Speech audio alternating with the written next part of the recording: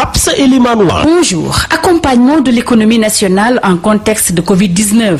Le plan Macky, c'est le titre qui barre la une de Sud Quotidien. Le quotidien du groupe Sud Communication indique que 64 milliards sont dégagés pour la mise en place d'un plan de contingence. Un fonds de riposte force Covid-19 est en marche et qu'un comité de croissance et de veille économique Covid-19 est en gestation. C'est le ministre de l'économie, du plan et de la coopération Amadou Hott qui l'a fait savoir hier lors d'une conférence de presse. Toujours dans les colonnes de notre confrère de Bourguiba, le ministre souligne que ce plan est financé essentiellement par le budget de l'État et par la contribution des partenaires au développement qui se sont déjà manifestés. Il ajoute que les populations soient rassurées que d'autres décisions seront prises par le chef de l'État en fonction de l'évolution de la situation. Des mesures fortes s'imposent pour le Sénégal selon le directeur des études du Centre de recherche et de formation pour le développement économique et social, Dr Thierno Thioune. Alors que pour l'économiste Demba Moussa Dembélé, la mobilisation des 64 milliards risque d'être plus difficile pour le Sénégal. Mais même s'il arrivait à mobiliser ce montant, suffira-t-il, confie-t-il à Sud Quotidien. Le Soleil titre sur lutte nationale contre le coronavirus un plan de contingence de 64 milliards de francs CFA et ajoute que le taux de croissance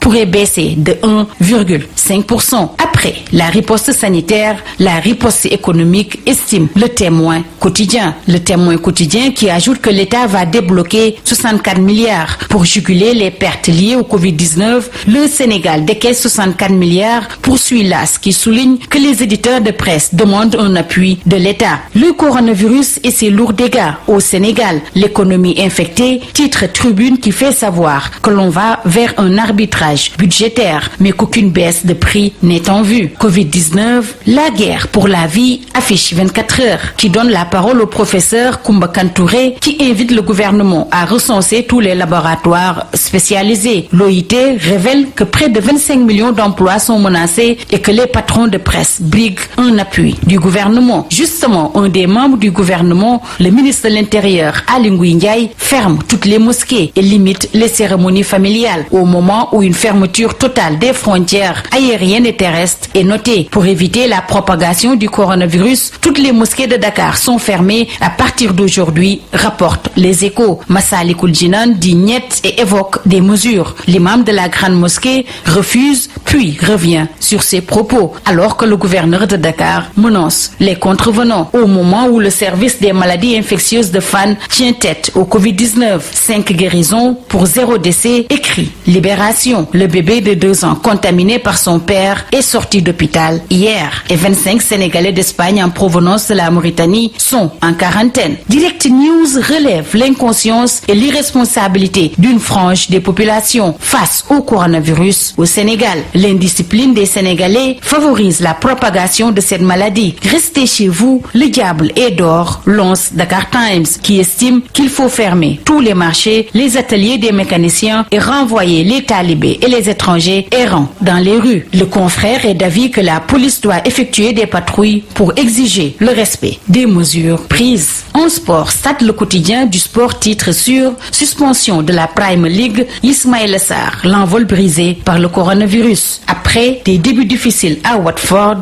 le Lion prenait sa vitesse de croisière. Terminons par Sunu Lamb, démarché pour croiser Sathiès. Garga Mbossé rejette 15 millions. Sathiès, lui, est acquis à 90%. Toujours d'après Sunu Lamb, c'est un sulfureux derby Parcelles Assainies Guédiawaye qui passionne fort. C'est tout. À vos journaux et très bonne lecture.